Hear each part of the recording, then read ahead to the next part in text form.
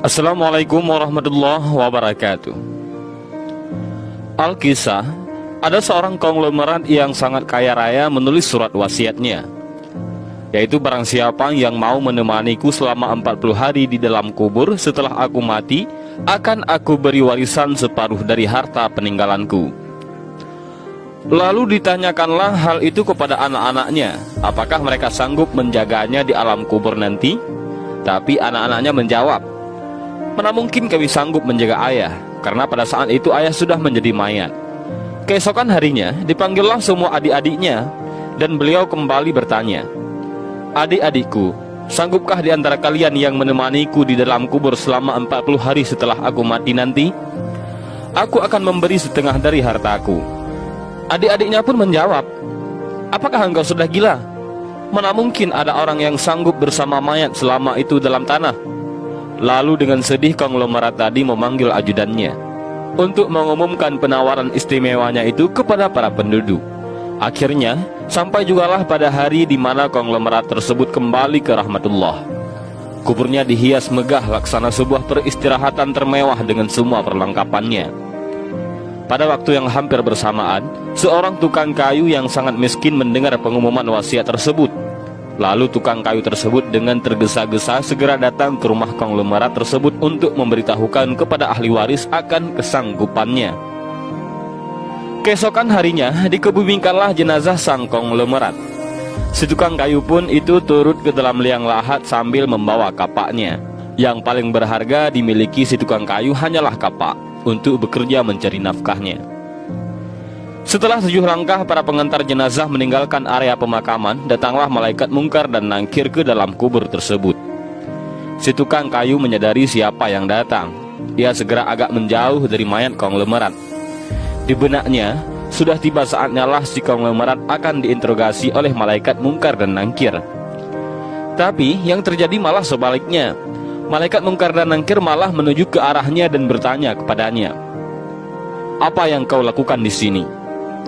Aku menemani mayat ini selama 40 hari untuk mendapatkan setengah dari harta warisannya, jawab si tukang kayu. Apa saja harta yang kau miliki? Tanya mungkar nangkir. Hartaku cuma kapak ini saja, untuk mencari rezeki, jawab si tukang kayu. Kemudian mungkar dan nangkir bertanya lagi, dari mana kau dapatkan kapakmu ini? Aku membelinya, balas si tukang kayu. Lalu pergilah mungkar dan nangkir dari dalam kubur tersebut. Besok di hari kedua, mereka datang lagi dan bertanya, apa saja yang kau lakukan dengan kapakmu? Aku menebang pohon untuk dijadikan kayu bakar, lalu aku jual ke pasar, jawab tukang kayu. Di hari ketiga ditanya lagi, pohon siapa yang kau tebang dengan kapakmu ini? Pohon itu tumbuh di hutan belantara, jadi nggak ada yang punya, jawab si tukang kayu itu. Apa kau yakin? Lanjut malaikat. Kemudian para malaikat pun hilang. Datang lagi di hari keempat, mereka bertanya lagi, adakah kau potong pohon-pohon tersebut dengan kapak ini sesuai ukurannya dan beratnya yang sama untuk dijual? Aku potong dikira-kira saja, mana mungkin ukurannya bisa sama rata, tegas tukang kayu. Begitu terus yang dilakukan malaikat mungkar dan nangkir. Datang dan pergi sampai tak terasa sekarang 39 hari sudah. Dan yang ditanyakan masih berkisar dengan kapak tersebut.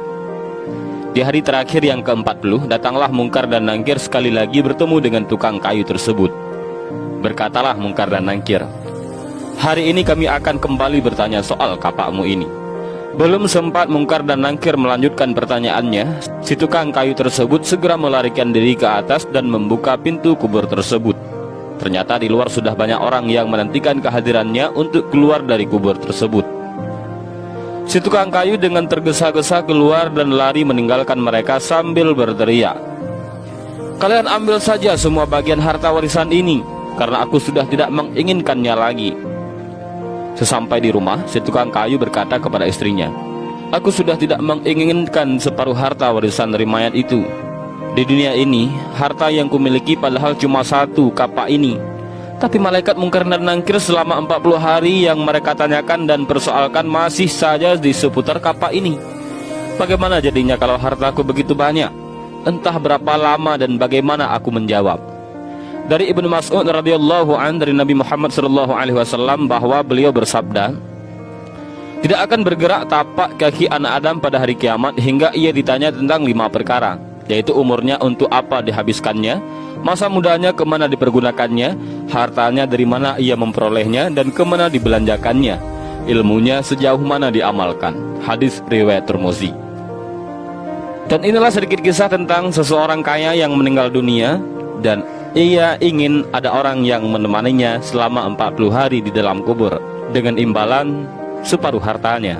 Namun orang yang berhasil melakukan tugas tersebut malah tidak menginginkan harta si orang kaya itu. Dan mudah-mudahan kisah singkat ini bermanfaat bagi kita semua. Amin ya rabbal alamin. Wallahu a'lam bishawab. Assalamualaikum warahmatullahi wabarakatuh.